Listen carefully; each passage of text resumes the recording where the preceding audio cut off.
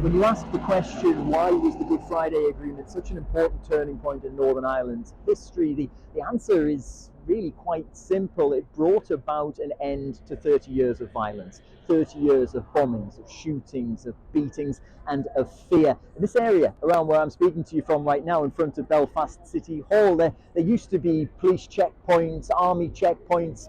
People were scared to be out on the streets of an evening. There would be people wanting to get home as soon as possible, looking over their shoulder and waiting for when that next incident was going to happen. Now we see a vibrant city in Belfast, people coming here as tourists to see the city. That all changed.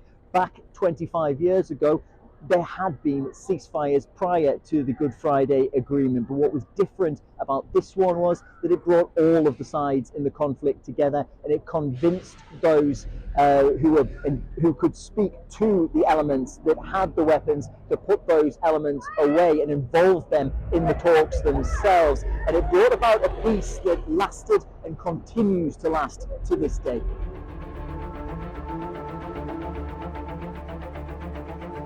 What made the Good Friday Agreement talks different from others is that it brought together parties from across the unionist and nationalist divide in Northern Ireland, including those that had specific ties to paramilitary organisations. On the nationalist side, that would be mostly the Provisional IRA. On the unionist side, the UDA and the UVF, those groups that had been responsible for most of the violence that had torn Northern Ireland apart and elsewhere apart, of course, for over 30 years.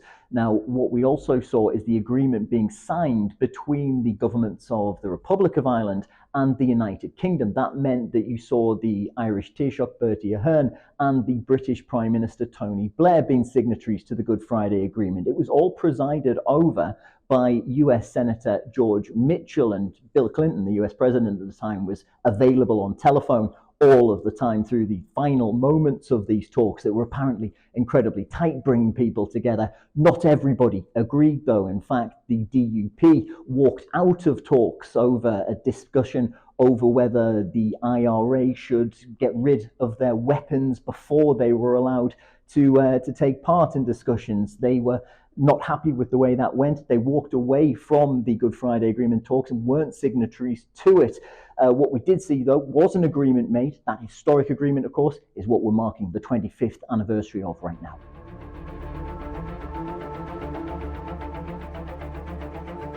"25 years on from the signing of the Good Friday Agreement, the peace has brought about an end to daily violence and killings here in Northern Ireland. It's also brought about an increase to wages for low earners and new jobs in new industries in the finance and insurance businesses, and a burgeoning and growing TV and film industry in Northern Ireland worth hundreds of millions of dollars. However, politically, there are still problems. The Northern Ireland Assembly, just behind me, isn't sitting at the moment. In fact, it hasn't been sitting for 40% of the time that it's been in operation since the Good Friday Agreement. That's prompted Bertie Ahern, the Irish Taoiseach who helped negotiate the agreement 25 years ago, to say that once Stormont is back up and running, it may be time to reopen the Good Friday Agreement and try and renegotiate a new deal that works better for a new modern Northern Ireland.